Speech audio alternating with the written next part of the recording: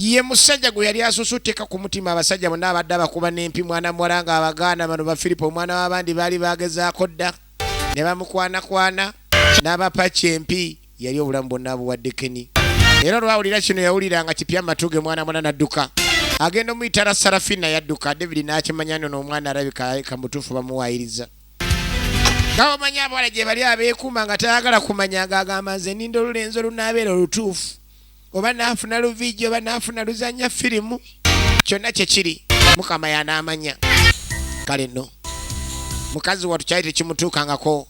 Omanyi bagamba the first cut is the deepest. Oyo asookera ddala mu bulamu bwo nga gw'obadde oyagala era yaba asinze kati yajjako ewa maama kino tekimutuukangako ekyokukyayibwa. Maama waŋŋamba noonya omusajja nfumbirwe naye sigenaako mu nsi y'abafumbo kati na bizibu byengenze maaso n'okugjayo. Mwana wange bagambe baba bakukyaye gw'osoosa abakazi batukyawa enkya n'eggulu. Waliwo abakyala bo nga bamanyira akimanyi nti ayagala omuntu ng'esaayo nabasobola omukyawa.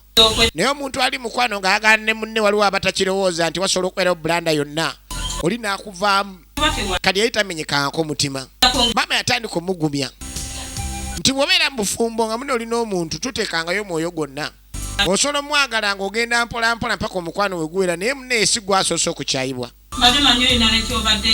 Kati maama ye yatandika okwogera ng'alaba kangu nnyo mwana muwala akamutuuseeko amugamba mbadde manyi ne kyogera nti kirimu eggumba kintu kyakukyawa bukyayi kyekize kikuddusa emisinde.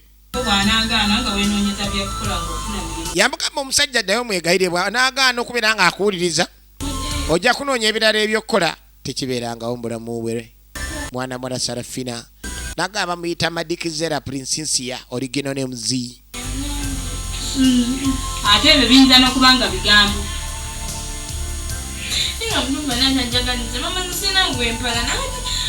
Kaakati mukazi wattu yeebuuza atalina gwawanana ku kyalo kino ani azunza olugambo lw'ekisiru mukazi wattu nti alina abasajja bangi. Oyinza okubeera ng'okola ebintu byongolooza obikola bulungi naye ng'aliwo abakufujjirira agagambo osobola okubeera ng'olemererwa obulamu. Era yalina bulaza yajja mugamba ti kiki nange toddamu kuŋŋamba kigambo kyonna ni wange yankyaye maama yamugamba omusajja amugaye taagala kuddamu mulabako isoke waba taagala kuddamu kulaba oba tolina kyewakoze olina okubeera ng'obeera mugumu esaayo naasobola okuddamu naye kambwa amukima bw'anaaba akwetaaga ng'ategedde amazima ajja kukima gwe beere waka kola bibyo biggwerawa. Kati maama agamba omukazi tadibanga nnyanya nti eneevundira ku mudaala beauty esigala nga beauty omulungi tagwa malojja. Olaba ne mwanyoka asobodde okiraba nti munnaye tekirina kweraliikiriza kyokka ate nga mutoowo tekikweraliikiriza. Nze mbadde manyi nti olina n'ekizibu eky'amaanyi kandi n'abazadde bano abatuzaalawo baba babiyita mudda era bw'alaba nga oddawo osimanyi wembalamu amaanyi akimanyi essaawa yonna omuntu yenna asobola okukyawa muntu munne mu nsonga ezirimu oba mu nsonga ezitaliimu. Twagala okumanya gye biggweera firimu eno kitundu ekisookedde ddala era nga naggamba zonna ez'omulembe ojja zijjamba naffe aba Video Kings Uganda. Filipo omwana w'abandi abeera nazo mukubire ku noti 752 562 noti emu noti eri noti 752 562 noti tebamukyawangako. Mukazi wattu omutima gwe gwonna yali agutaddeyo naye awulira balinga abakutta akajambiya ne bagujabulajabula. Tozanyisa ekigambo mukwano ng'ayagadde omuntu. Abamu ekyokwagala bye bakitwala ng'ekintu ekyokuzannya naye ekigambo kwagala muntu n'omuteeka ku mutima kintu kwegamba kirala bulala. Abamu bayinza obutakimanya naye ekigambo mukwano kyalaga wala. Kali abanyonyola engeri gye yagenda maaso n'okusinkagana Loni bamuga agenda sinkagana Keni. Munne yamulaze ntamwagala ate munne Keni we yajjidde oba ni yabawendudde ne bane abantu b'okukyalo kuno nga tebaayagaliza. Mama nabakola ki? Kaakati baagala bafuna engeri gye balinoonyereza ekintu kino maama tamanyi ngeri gye banaakikola okulaba ng'omwana onadda mu mbeera. tozanyisa obukyayi obusookera ddala nga tebakukyawangako. Oyinza owulira ng'omutima gusirira guggwawo. Era mukazi wattu yali tafunaako kizibu kino. Yatandika okuva mu mbeera takyabitegeera. Obulamu bwe bwonna yali asazewo ab'olulenzi n'olukeeni. Yali yeekumye okumala ebbanga ng'abasajja bonna bonna abamugambako avuma bavume. Ng'abasajja bonna abagezaako muzanyirako abakuba n'empi. Naye era lwafunye omuntu gw'agamba nti munnaye wuuno kati ate labe kituuseewo. Era yejjusa agamba ki yayingidde ebyomukwano. Yali yeekuma nga tayagala kuba munnaye ng'agenda bino bye yali yeewala. Era atandika okukaaba. Embeera atandika omunyigiriza. Naye nga bino byonna biva ku mukwano gwe yagenze maaso n'okumuseetinga okulaba nga embeera emufuukira ekizibu. Tuba tuli awo nga Tracy. Kiki ate gwe obadde ki? Obadde ki mukwano mutawaana ki? Wena ina kireka akaabye dda nengera amaaso bwe genfunyizza. Kiki mukwano mbuulira? Bambi kikazi kyattu. Kati bano bo baabiraba bano Batulesi babakyawa dda. Nemba ne zeewanika kati tabimanyi. Bino eby'omugambo bankyaye n'okaba amaziga ngono gaakaaba. Munange Keni kyeyakoze munange Keni sirikawo. Ekyo nakyo baneekikaabya okubeera nga baakukyaye. Ffe batukyawa dda n'enviri ne zisenyuuka kati gaategwa gaba bakukyaye kati. Njagala Keni bannange. Njagala Keni wange. Mukubire ku simu. Kubanga kati onookaaba aye tajja wulira bye ngenda mugamba kamukubire tulabe. Abuuka gye bali nga bakoowu. Kati yakubira Keni n'amugamba ono Tracy muganda wa Sarafina oba mukwano gwe. Olwawulira erinnya Sarafina essimu yajjako nzije. Wane essimu agijje nako. Bannange essimu agijje kola kyayagala kumpuliza bannange. Yamukyawa avubuka b'ennaku zino baakowa mwana muwala afa gwawo. Tozanyisa ekigambo kye bayita olukundo lwaki nkiddiŋŋana. Ekigambo kye bayita real love omukwano gwa namaddala tebagusuubula mu katale omuntu aba nagwo. Bamuzaala nagwo ng'agulina. Naye bwe gutandika oddobonkana obulamu ate bukyankalana. Ogenda okwetegereza mwana muwala yazirika ng'embeera si nnungi. Naye nga yakikoze waali awo amanyi ekirungo kyanoze bulungi kasukaali keeko. Tujja mutwala atereera jatereera tofaayo. Kati gwagenda maaso mu butuufu gwayogera olibeera ddi awo n'oyogera ebintu ebituzimba wano. Kati gw'olabye agenda kufa. Kumbe liyita ekanaaluzaala. Tuba n'abantu ng'omanyi muntu wo wakulusegere. Ate nga yaleeta ebizu byonna ebikutuukako yakimanyi kye yakoze. Kasukaali asaana busaanyi kwongeramu bwongezi. Wuno atunula ng'eddigobe. Abawala gye bali mu nsi nga si bangu. Mwana muwala Tracy bambi yali afa yagezaako kuba akasimu. Kaakati naakubira ani ate ayi kaakubira Loni. Jjukira Loni kabwanango ne mwana muwala ono. Ono baloni yabayitaayita mudda. Yaliyita era bino byonna ng'olabiŋoole alaba oli olulenzi yaluyina mu ttaano. Yaluyina mu ttaano era wana atunula akeneka naye nga tebamulaba. Kati essaawa zino mubizibu Loni mumujjukidde ndaba yeeraga nga n'agamba simanyi tayagala bavubuka baffala. Kale era ne mukubirako ki? Sebayinamu n'olububa bwe bakube yakyawe eddagala baagala n'abazunza. Ddala munnange ono munnaffe gw'oyogerera bw'otyo singa fulina wano obuzibu n'eriita. Kyokola nga takyasobola na kwogera. Sebo Keni manya Loni mumujjukira mu bizibu. Ajja yiga okumanya abantu abawa ekitiibwa nti abantu babaagala aleke genda maaso na kumanyira abantu. Ate gwe nagamba kakajanja akanyampya jjuba. Kalekeraawo. Ye aliwo kuddaala bukuddaala. Wano oli asamaanako nga kasama nsimanyi ebirabo si muddeyo ne munjasamira nze. Mulimu abawala Katonda nga yabawa. Mulimu abawala Katonda nga ye yabawa. Kale mwana muwala. Kyatabuka ne bamuleetako ne mu ddwaliro. Tozanyisa ekigambo kye bayita omukwano. Kati musawo yasooka n'amupima nga talaba kasujja.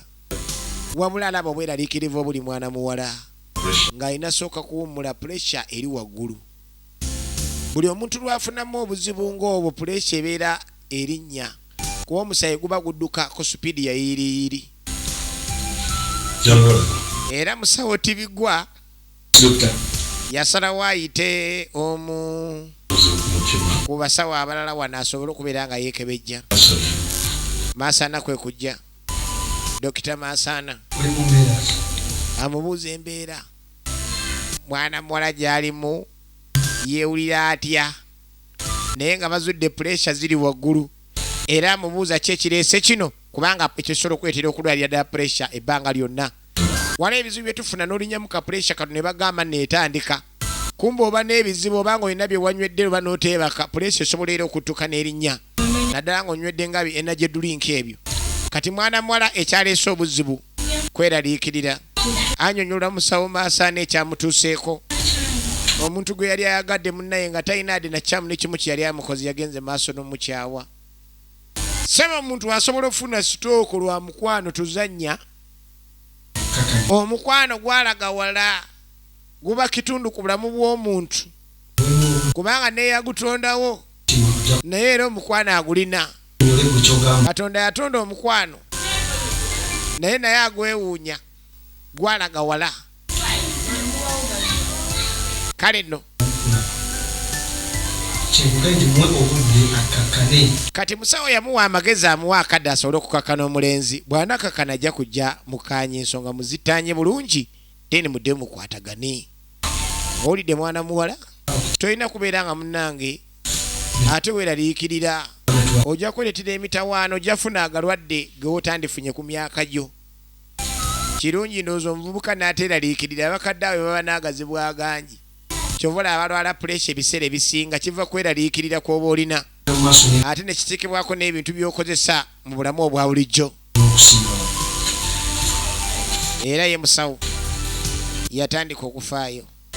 Ngera wamanya abasawo ate n'omusawo era muvubuka oyinza olowooza ndi afaayo naye nga munnaye abasawo abavubuka abo nabo munnange balina omusaayi.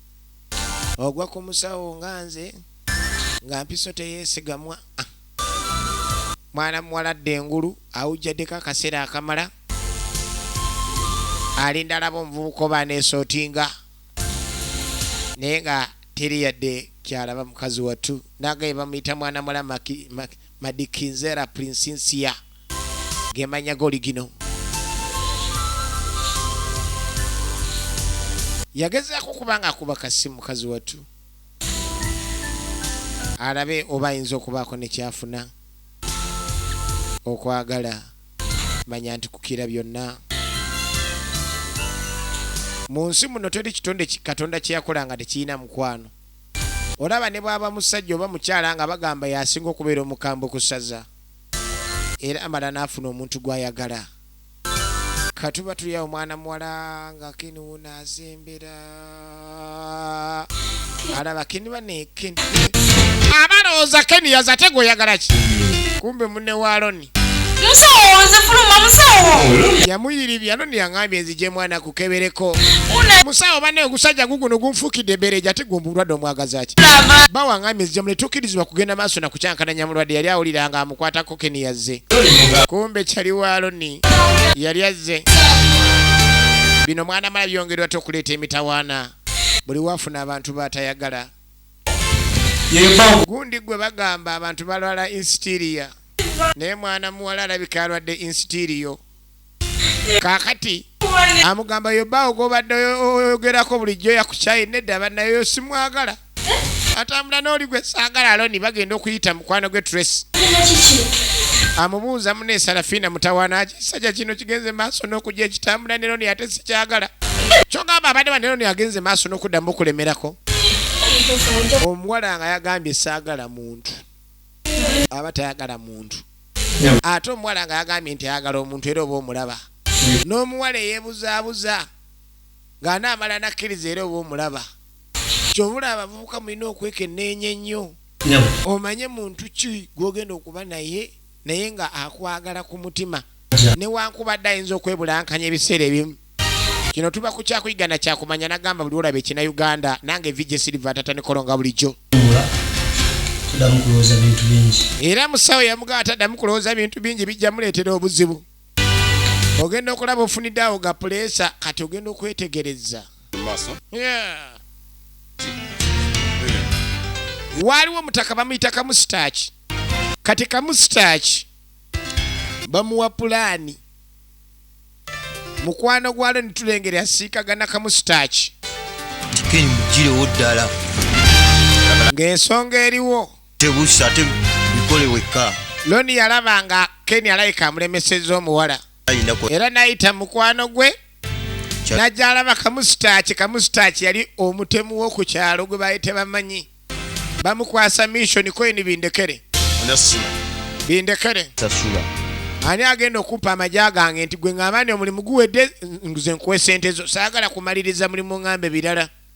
Bw'otampa zange naawe nkutwaliramu. Owulira Kamusitaaki atunula ng'enkolongo. Kiwedde. Eyo ddiru emaze okunoga. Tukyagenda maaso ne sinema. Kikola. Emirimu gyankedde bukyansaba Bikira Maaliya azzeemu essaala. Kangende nkole. N'agenda akole. Kamusitaaki agenze kola. Firimu egenda maaso. Kamusitaaki bamuwadde omulimu. Entawe y'omwana muwala liita kubeera ng'ayagala abasajja abatamubanga nako. Bannanga abaana abobuwala muyiga omanye omuntu akwagala oleme kwesiba ku basajja baabano otandike n'okuleeta ebizibu. Mwana muwala gunda n'ayambala. Akola ennumba zonna. Asobanga kapa. Efirimu egenda maaso. Efirimu egenda maaso. Kitundu kisooka. Ensi y'omwoyo. Tunolera. Kaakati mu ddwaliro. Mwana muwala gye yali azze yajja asooba. Sarafina akyali ku kitanda okumanya abawala gye bali banneemwegendereza emikwano gye muba nagyo baana ab'obuwala. Si buli akusindikira amannyo nti aba aseka. Si buli alaga ebiribu nti aba asese nedda ssebo. Watch out.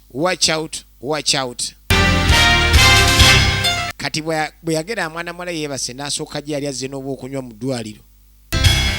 Obwokunywa buno ng'ayina engeri gye yadde ategese obbulungalunga yajja ne kasooda. Nga zaalaga enkolagana alabanga omuwala ono mutuufu akyali ku Keni ebiseera byonna. Yatuuka n'ogula kasooda okumanya abawala gye bali nga bazibu. Yeefudde ngazze okulaba mukwano gwe mu ddwaliro. Bino bye muliraanira muntu yafudde bannange. Naye teyabadde na kimuluma kiri awo. Babaako ebikyamu ebibakoleddwa mu ddwaliro. Yajja ne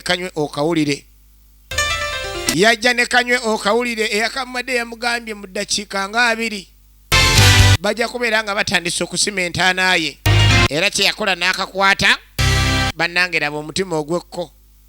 N'atandika okayiwa mu giraasi. Bw'amala okalunga mu giraasi. Yajja n'akokunywa kasaafi si kasooda. Akimanyi mwana muwala abunywa nnyo.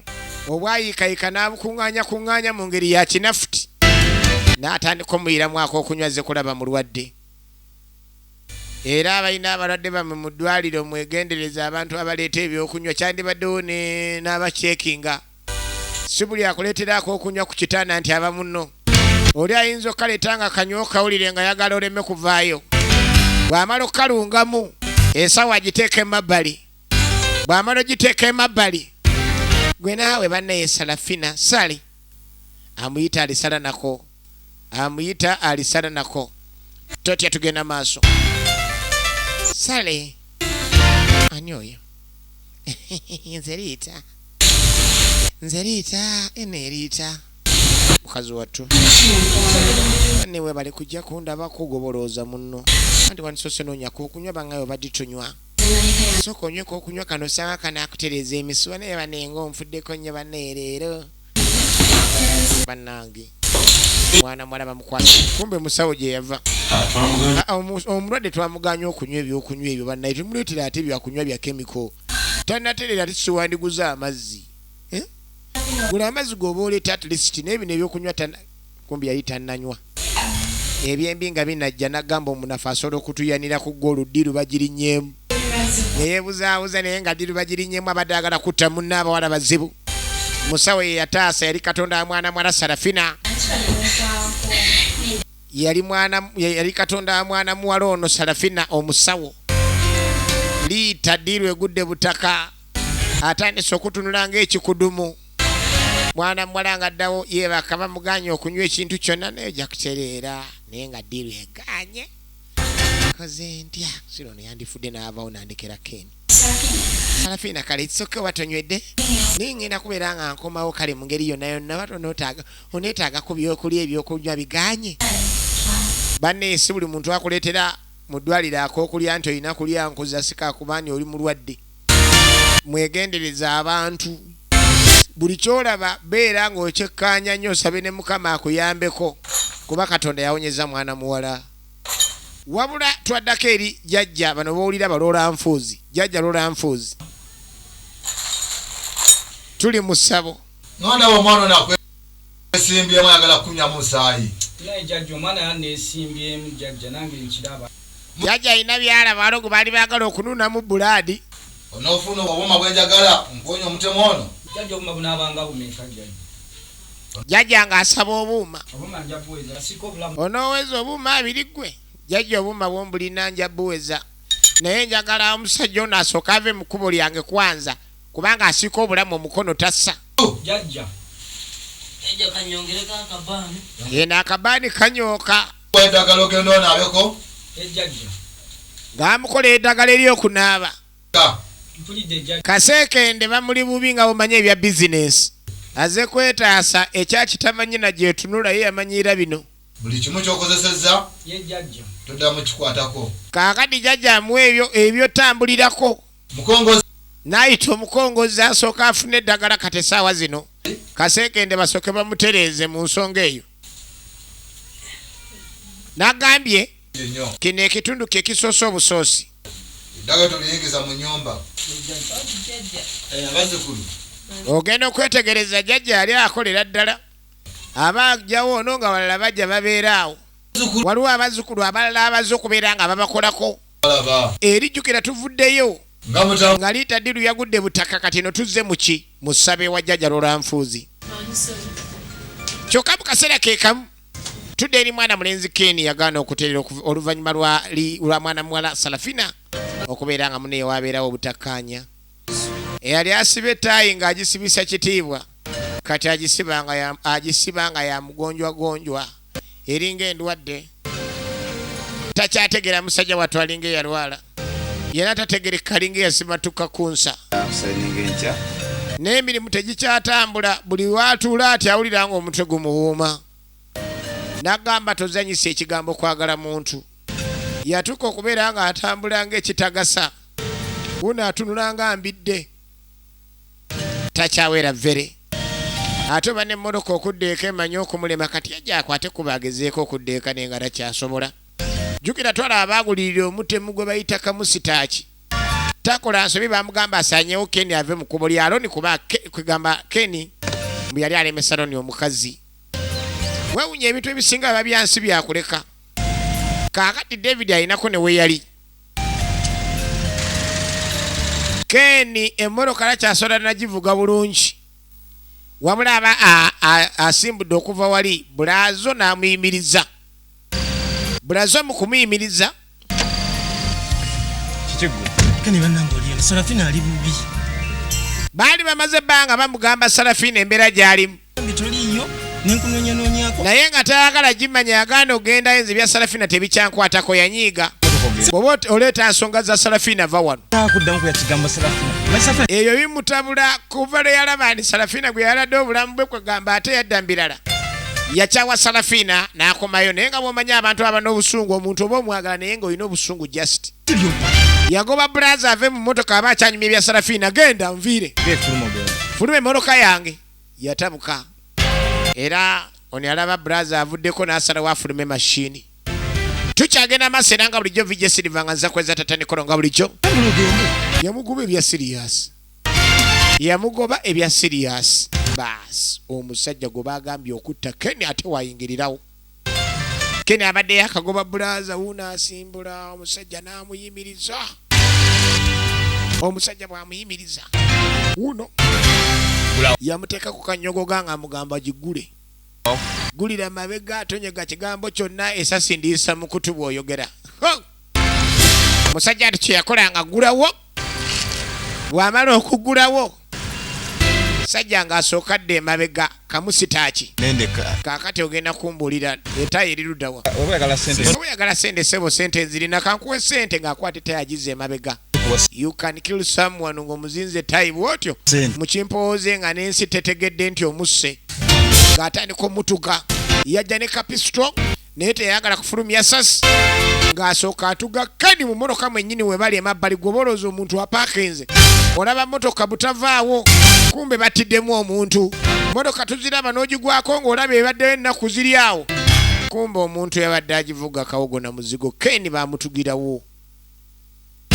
Omusajja akoze omulimu mu ngeri eri simaati. Kati njagala majja gange oyo awedde. Akwata bukwasi n'awulira ng'entunusi tezikyakuba n'amanya. Emundu yange balina kwono n'amasasi ga bwereere. Akimaliriza. Basajja balina emirimu ezo miliyoni 3 ne ziyingira mu ggabo. Kati musajja wattu akomawo David. Ali eno agenda okulengera Bulaza leero teyavuddewo. Bulaza naye alimba. Tega omukwano we gwamumye ne yeebaka bwebasi wano. Kumbe musajja wattu mugenzi. Owaye Ken. Dindako. Tabanga yetuze. Kwe kuyingira yeetegereza agolaba etayi muzingiddwa mu bulago. Yagenda okujja. Sokulindeko. Ken yamaze ne yeetuga omusiru ono bannange. Tuyinza kakasandi waliwo amutuze. Agenda omuyita Bulaza. Nga Bulaza bukyakala. Bulaza abadde yakaze dda. Bulaza abadde yakaze dda. Era musajja atu kyamugwako. Kyamugwako. Teyakikiriza David. Tekisoboka Ken kubeera ng'oli mufusaawa zino banne sokolindeko Ken. Ken yali amaze okkala. Nga yenna atandise okubeera nga mutuufu. Akambagira n'okambagira. Yakwatirawo essimu. Akubeerewo kuba yinza okuyamba. Kati yeebuuza akikoze Ken kuba Ken tasobola kikola. Mulimu omuntu gw'okola ne n'ogamba kino akisobola kino takisobola. Eyangu asooka adduka ku poliisi. Yadduka agende ku poliisi alabe nga munnanga yeekubira enduulu. Naye nga Ken badde ba. Tudde eno. Mukongozi nga weetala kiki? Ewa jjajja Lola Nfuuzi babuuza omukongozi lwaki ayina. Alinga luyina lwa ku mmere. Kaakati jjajja ali Lola Nfuuzi ng'ebintu byesinga abantu bamuwagira. Era n'emikolo gyonna gigenda maaso. Mu ssabo lya jjajja Lola Nfuuzi. Ayina abalwadde bagezaako kusiibula. Eritulese Ken yattiddwa. Agenda bawerekerako kubo terevu ndaba gye mulaga walungi mujjatu. Jjajja Kayiza agenda bawerekerako gye mugende kubo liri bulungi. Timweralikira kigambo kyonna omukongozi kabawe eddagala mulina dina abanga temunnagenda mu lugendo. Omukongozi genda obalabe nti ye jjajja. Jjajja Lola Nfuuzi bw'atyo bw'atambuza emirimu gye. Tugenda maaso Vijay Silver tata ne kolonga bulijjo. Kaakati. Kaakati oluvannyuma lw'eddakiika nga 4. Bakusebuse. Waliwo omutaka eyajja nga azze mu nsi y'abalamu naye nga muzimu. Bwe gwajja mu ssabo lya jjajja Lola Nfuuzi. Katuulira eddoboozi lya mwana mulenzi Ken agamba ayagala addizibwa omubiri gwe kiki ate? Yagamba banzise naye nadde sina kye naakoze ku binadde nina okumaliriza njagala nzireyo mu nsi y'abantu abalamu. Maliriza ebyo nina okumaliriza muzimu gwa Ken gwajja mu ssabo. Gwegayirira jjajja Lola Nfuuzi agwazika omubiri oba guyambe guddizibwe omubiri gwagwo. Gusobole okudda ku nsi ng'omuntu gusobole okumaliriza bye gwalina okumaliriza. Owaye ndaba bakusebusi naye nga byalina okumaliriza byali bingi. Nyamba buyambi ompa omubiri. Ngukuddize obuma bwange n'abufuna. Nagubuuza oba aguddize omubiri gwagwo oba bamwazike bwazisigwa mulala kwenjagala gwange. Bwe nkuddiza ogugwo obuuma bwange onooleeta. Ko gwondi byonna byonna byoyagala nja bituukiriza. Nyamba ompa omubiri gwange n'okuddayo mbeeko ne kyemaliriza. Omuzimu gwajja mu ssabo wa jjajja Lola Nfuuzi. Gwagala omubiri omulala. Era jjajja atandikirawo kubanga munneeyo bw'aba agambye ndibuuma bw'ayagala. Ne bw'asaba obuuma bwa mitwalo 8. Ken yali alina obusobozi kuba yali akola ssente. Kati omuzimu gwakomawo. Era jjajja asomera mu mukongozi ndi waliwo omuntu azze badde bakamutta emabegako. naye agamba tumuddiza omubiri ogenda muyamba tumuwa omubiri naye nga tukozesa gugwe wabula nga gugenda ng'ogugwe asobole okuddayo ku nsi ng'omuntu naye nga muzimu abeko byamaliriza owaaye tukuwa ogugwe gunaakola oba tukuwere eddala ogwono naggambye gwange saagala gwa mulala ayagala gugwe abasawo gye bali nga bategeera ekirungo sebo yatandika olunga omubiri guli omuzimu gudde mugufune omubiri guddeyo ku nsi ng'omuntu jaja lola nfuzi temuzanyisa efirimu egenda maaso nakokinga jaja yakokingira ddala owaaye kigenda tambula ndooza nga kyekyo njagala omuzukulu oyo aleke ndi afuna omubiri addeyo amalize byatamaliriza ku duniya kitegeeza abasajja bano abasawo bamu boogera n'abantu abaafa kubanga basinza mizimu era basinza misambwa kikiba kizibu obutabeera nga tasobola kwogera nagwo era yatandika okwogera ne mutaka bamuddiza omubiri bamubuuza obuma bw'ataabuleete nti kisoboka bw'otaleeta buuma bwange kyenja okuyisa tojja kyagala kijaba kyanjawulo wadde baakutta nze nja okwokya nkwokya n'olemera ne ku nsi ate n'obonaabonerayo genda omaliriza ebibyo obuuma obwange buleete yasaba emitwalo 8 egy'obuuma era omuzimu guno gwali gwagala nnyo okudda ku nsi kubanga gwalina omukwana eri mwana muwala yafa tamaliriza byalina kumaliriza ayagala akomewo ku nsi kulwa mwana muwala yategera oluvannyuma jjukira omuzimu guba gulaba oyinza okubeera nga oli mulamu nga tomanyi nsonga bwe zibadde zitambula naye omuntu bw'afa byabadde tamanya abimanya kati gwamanya nti waliwo obutaali bulambulukufu ku mwana muwala Sarafina teyalina musango era omuzimu munyiivu nnyo ku bye gwalaba nga agumaze otuuka emagombe kati gwajja